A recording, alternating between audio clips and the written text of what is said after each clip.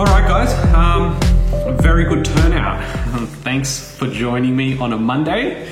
Guys, the markets are volatile. Uncertainty is peaking, and I think we all know that. If you're here for just a pure market update, I think last week's market update is still very relevant. There's a few things that changed, but I don't want to spend too much time on what's happening in the market. I want to spend time on getting some value out here. Real short 20-minute session here, get some maximum amount of value for you guys. So if you're someone that hasn't started, you're potentially looking at investing, you've seen my posts come up, a few of my videos, but you're also still a bit unsure because there's so much uncertainty. There's a video that I posted on my YouTube last week. It's a forecast of the Australian property market for the rest of the year. So I really want you to take some time out and watch that, whether that's tonight or tomorrow. And that's really a no bullshit sort of approach to what the markets will actually do from someone who understands macroeconomics.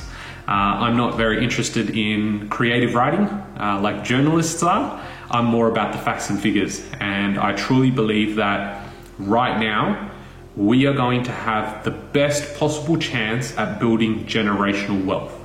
What I mean by that is we're almost going to see a currency reset.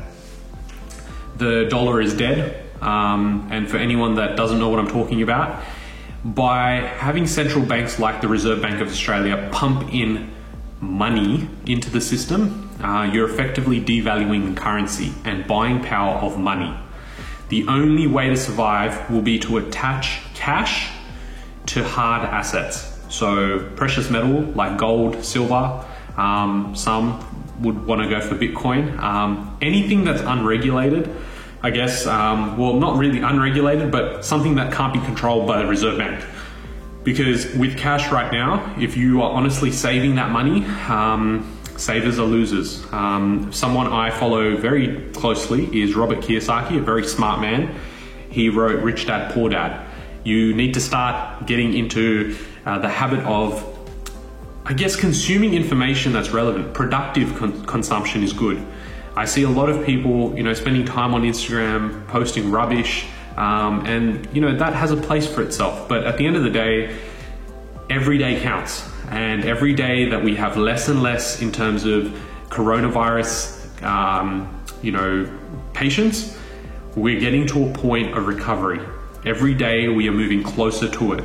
And when this recovery hits, you've got to see all this money that got pumped into the system, this JobKeeper, JobSeeker, whatever else they're doing in the repo markets, it's all going to come flowing through. And if you're not positioned well, you're going to miss out on the best chance. I'm not just saying that because I'm in this game now as a buyer's agent and I can help.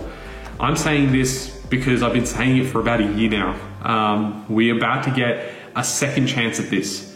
Ask people that missed out 10 years ago, 12 years ago when the global financial crisis happened.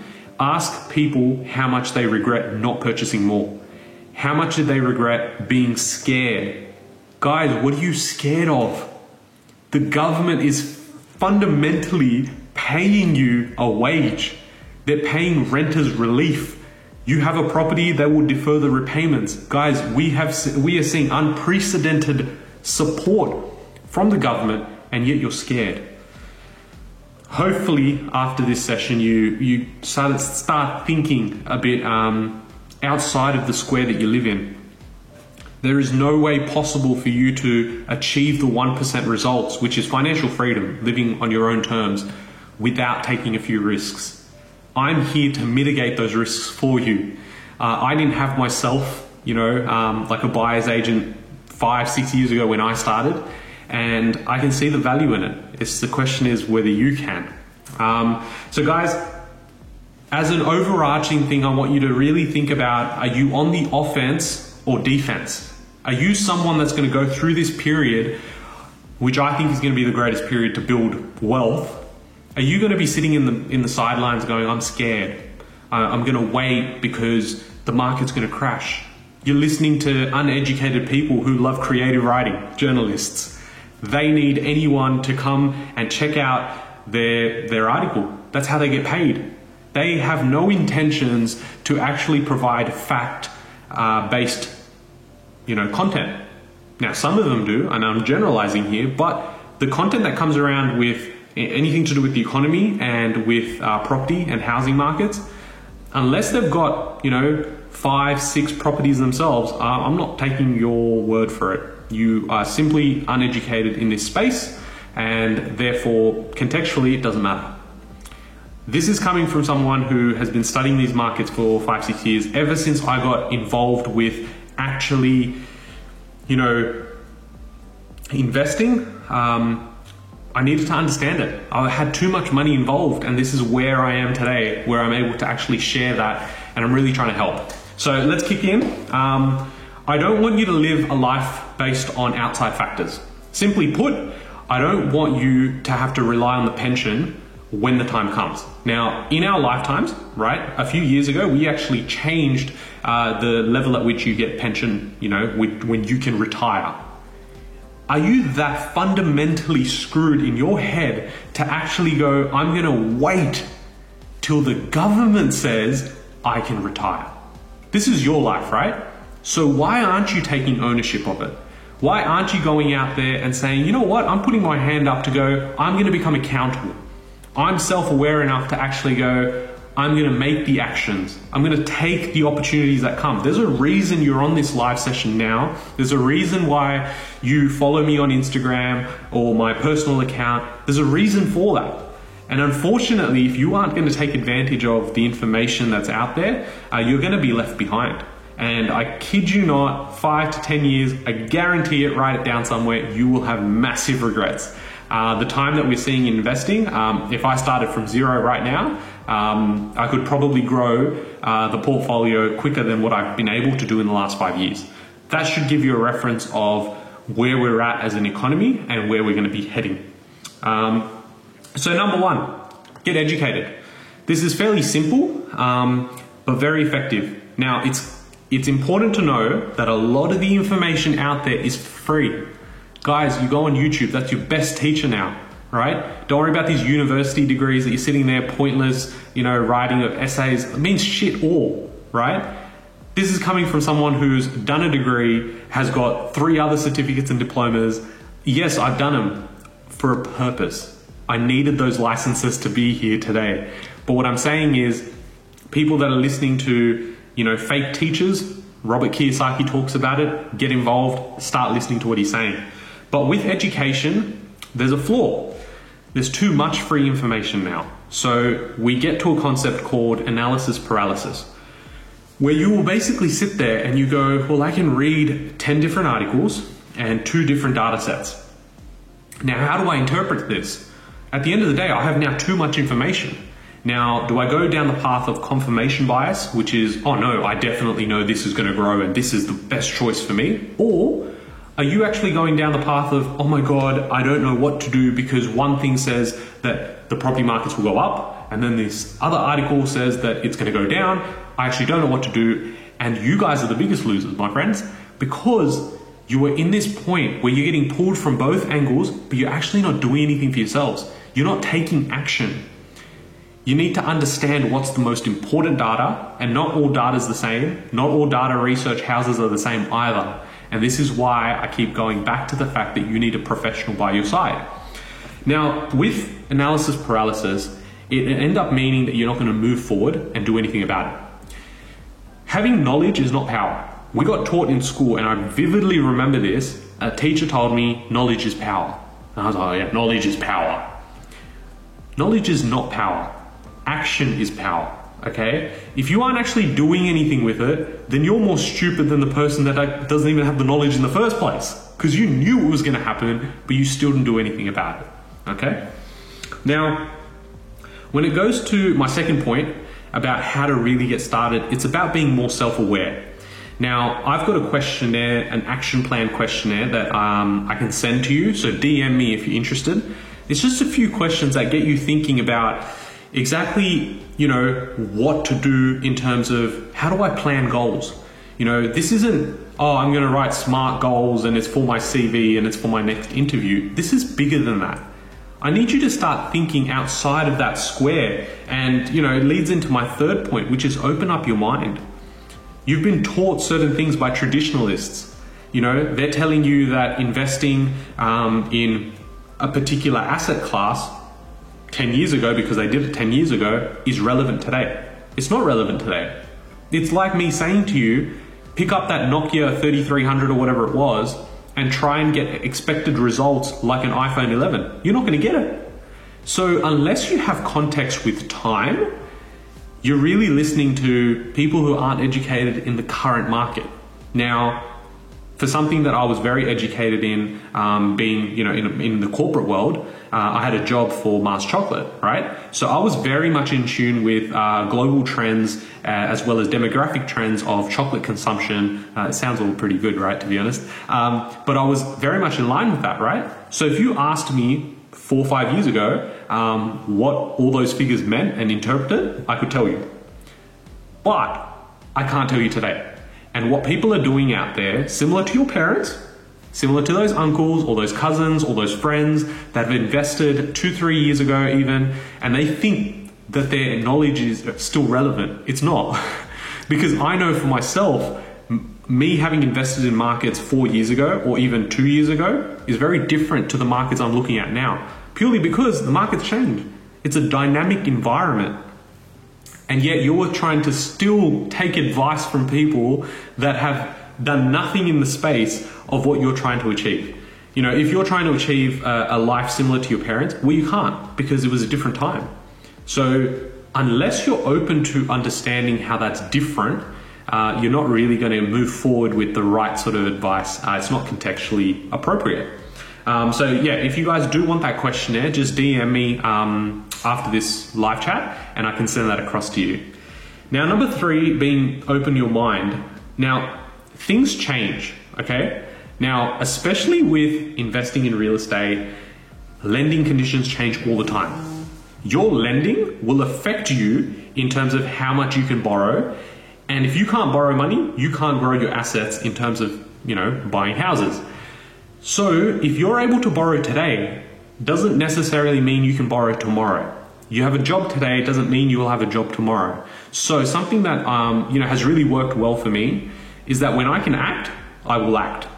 And I'm not someone who's a reactive personality. Nothing that I've created so far has been reactive. It's been very proactive. And I saw an opportunity about late last year that I thought I could leverage the knowledge I have and start sharing and start giving back in terms of providing free, valuable, resources and information to other people like myself that didn't know. We didn't get taught this stuff at school, and a lot of people, will complain that they didn't get taught at school, so that means I don't ever want to learn and I don't know how to learn. It's 2020, guys. You type in Google exactly what you want to do. How to buy a house in New South Wales, or how to buy a house in Sydney. Now that's going to give you a basic start, but at the end of the day, if you want an average investment or average results, then you need to do what the average people do, which is after this call, you're probably going to sit there with, the tens of thousands of dollars that you actually have saved up, and then you're going to look on realestate.com or Domain, only to then go, oh, well, this area seems nice, and you're probably going to buy something new. It's not the right process. Guys, I know this for a fact because, I'm fortunate enough and I'm very grateful for the fact that I've been able to build a considerable portfolio. Now, I've definitely got other goals as well, so I'm going to continue working towards that. But the point that I'm trying to make here is, in order for me to have achieved what I've achieved so far, being the 1% goal, you need to do what the 1% will do. And we're looking at different data sets. We're looking at interpreting these things in a different way to how people out there are doing it. It's clearly working for me. And for the people around me that are very close, that have known I've been involved in this, they've benefited very well. And I'm sure there's a couple here that have, that are on here, but they've benefited from that knowledge that I've been able to share with them. I also want to make you very aware of property spruikers. Now, I also know that as soon as you start engaging in a particular type of content, so in this case property, you're probably going to get hit up by quite a few ads from other property agents or people selling you stuff, developers. The one thing I tell you is part of your due diligence, whether you want to compare apples with apples, being, well, I could trust Ravi and his search property, or I could go and hit up these guys that have been continuously, targeting ads to me on Facebook. The difference is that a property spruiker actually gets incentives and commissions, or developer commissions and incentives by selling on a particular product. So if someone says to you that they're not going to charge you for the service, like, hey, I'm going to recommend this product, this new development, and it's actually not going to cost you anything, walk away. I'm saying it to you now because there are so many incentive and development commissions in the background that they're getting paid from somewhere else. Why would they give it to you for free? Think about it. I'm very transparent in anything I do, and I'm very transparent that my first strategy session with people are for free. I do these things for free. I'm on YouTube and providing content for free. I'll answer your questions as well. However, when you get into the process of asking for buyer's agency services like locating, negotiating, and settling and securing on property, there's a cost, right? Because that's how the world works. Now, if suddenly I said to you it was free, you still would then question, well, why would you spend so much time with me and try and, help me out of the, kindness of your heart? Doesn't make sense. It's because they get paid anywhere from $25,000 to $65,000 from a developer, which you'll never know about because they probably won't tell you. Now, the real problem there occurs where if you're purchasing something at $500 and you believe you haven't paid anything for a buyer's agent and they helped you out. Now, $500 is how much you purchased it for, but the true value is actually $500 minus $40,000 the commissions get paid.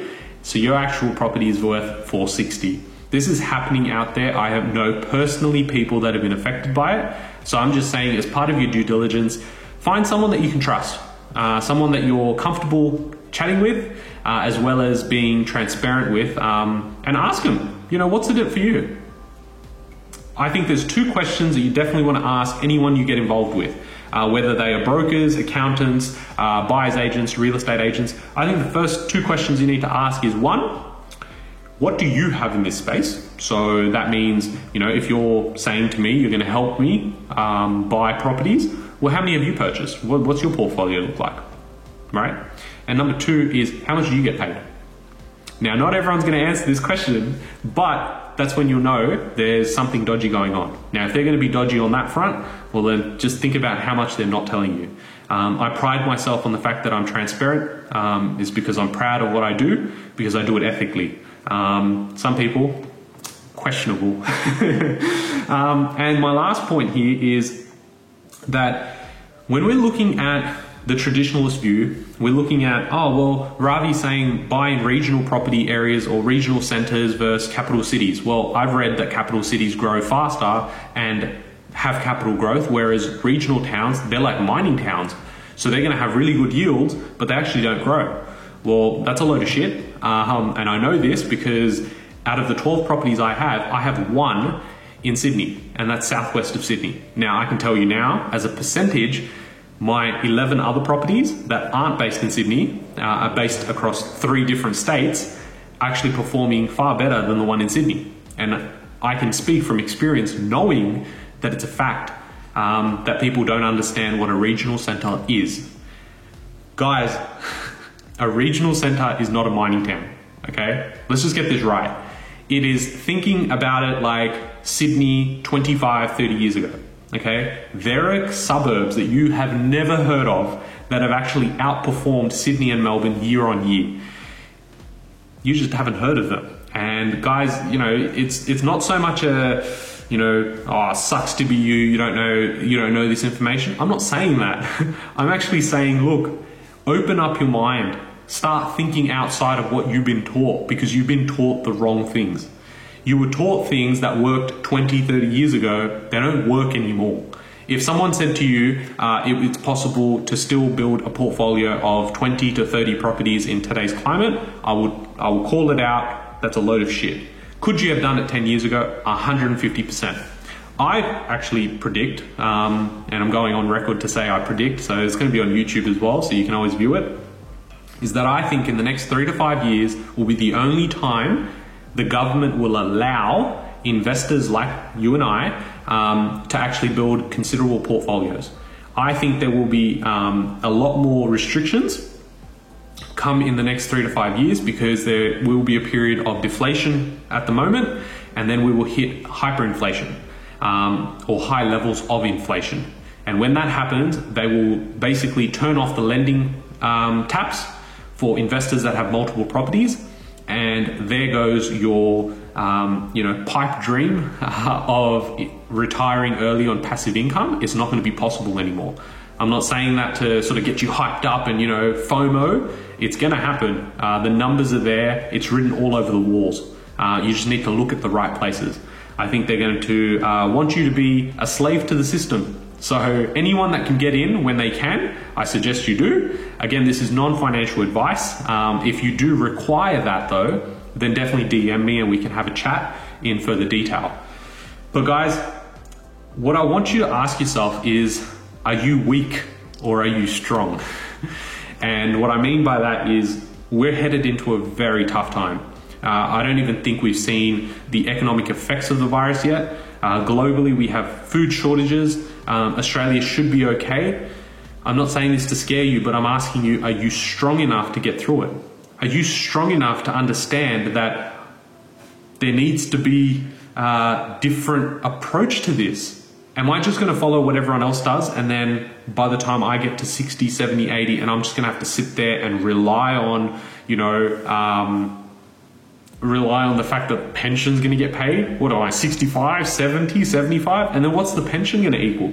Well, you get into a market where anyone's retiring in this year or next year, I feel bad for them. The retirees are really struggling because the rates keep coming down. We're going to go into negative territory, whether people like to admit it or not. They don't think that, they think, oh no, banks are too big, that can never happen, or our government will take care of us. That's a very loser mentality. Don't have anyone else take care of you, take care of yourself. You have such an opportunity that you need to be grateful for. You live in Sydney, most of you guys live in Sydney, you guys have parents that did the hard yards to get here, yet you guys are throwing it away without actually taking accountability and change. We are in the best time to be actually getting educated, and I'm glad that you guys are here. This is probably the most people I've had on the live session ever since I started, so I really appreciate it, guys. If this is of value, share it with people. I have a YouTube channel, it's called Search Property TV. A lot of my videos are on there, market updates weekly, and I bring out other videos, whiteboard sessions every week. I want to make it clear that right now, the rich will get richer, the poor will get poorer, and nobody gives a shit. That is how the world works. That is what the government wants, and that is exactly what is going to happen. Just ask yourself, are you going to regret this moment in 10, 15 years time when you look back and you say, well, I was on the live session, I knew what was happening, but I still didn't do anything. Guys, DM me if you're interested in chatting more, but that's my 20 minutes up. I hope you've enjoyed it, got some value out of it, and DM me if you want that action plan questionnaire to really get self-aware, start asking yourself the right questions, and get that action plan together. I really appreciate you guys staying all the way through. Peace out and be safe. All right, catch you guys.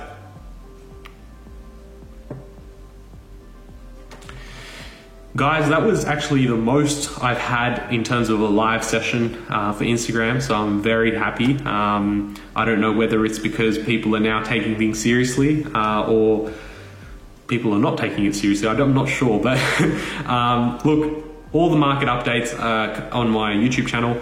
The live sessions are great because people do ask questions, and you can straight away ask me, I'm on Instagram at the time, so you can DM me afterwards and we can have a bit more chat. So if you haven't already, please subscribe to the channel and share it with someone that needs to hear this. I know these videos are quite long.